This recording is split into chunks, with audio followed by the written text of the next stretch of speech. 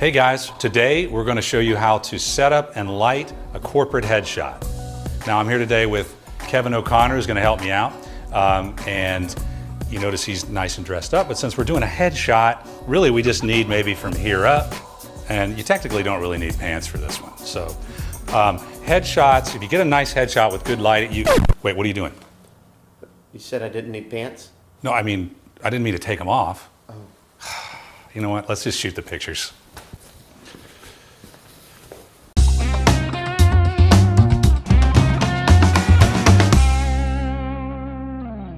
All right, for this shoot, we're using 4 lights and a bounce. So the first light is Parabolic Dome, and we've got this grid on it again. It's diffused, but I like using the grid so light doesn't fall too far to one side or the other, and that does tend to make a good shadow on the face. It creates a different look of the shading on the face. And for the fill light, we're just using a rectangular softbox, double diffused, and we've got that turned down lower than the other lights. It's about 1.5 stops lower. We just want that to fill in the shadowing under his chin. Again, because we're not trying to make a look that's so dramatic. We want it to be a cleaner look for that corporate headshot. All right, now the third light is our hair light. We've got this one up nice and high, and we're shining that directly kind of at the back, left side of his head. In there, we've got this guy. So we've got a 10-degree grid. That is going to keep this from spilling in lots of places that we don't want it to spill. Over here, toward the background, onto other parts of his back. We want this very focused, since this is a headshot, on his head and shoulders, and that's why we use the 10-degree grid. We showed you the key light, the fill light, and the hair light. The other thing we're doing here is to bounce some light in to fill this side of his face when we take the shot, because our key light is off to the side just a little bit, and we're trying to not have a dramatic shading. We want a little bit of shading, so we're gonna bounce some of that light with this V-flat over here. And this V-flat I got at V-Flat World.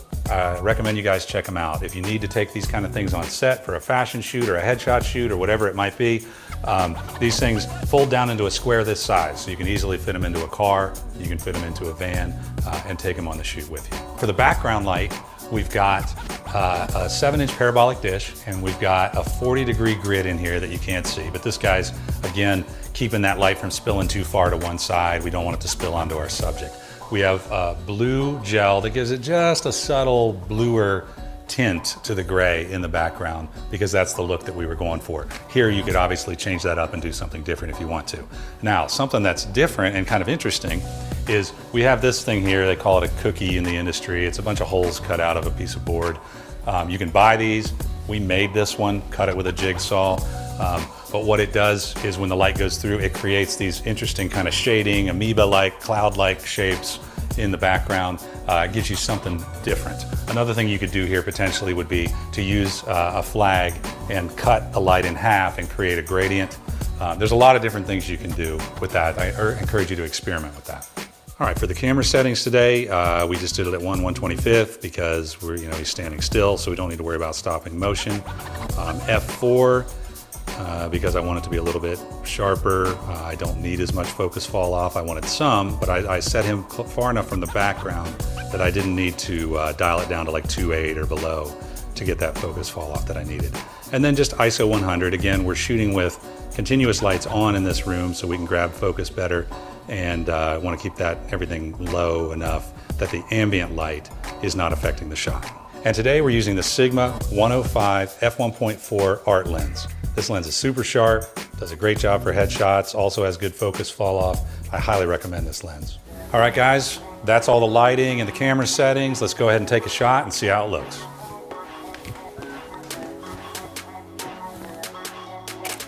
Yeah, there we go. All right, that's a good looking shot. You can see here, we can get that nice texture in the background that we set up. We've got a nice, full, even lighting, but we still have a little bit of shading on one side, so we're getting a little bit of depth to the shot. Our edge light's doing a good job of separating them from the background, so all in all, I think this is a good corporate headshot. You saw how we set up the lighting for this, the camera settings we used. For corporate headshots, you want them to be a little bit brighter, you want to use modifiers like the dome or bigger modifiers so you get more spread to your light. We're not looking for that dramatic look that we get in some of our other photos. You saw what we did with the background. You can definitely have fun with a background. You can put something in front of your light and create a gradient, create a look like we did today. I encourage you to go out and experiment with this, try new things, and never ever stop creating.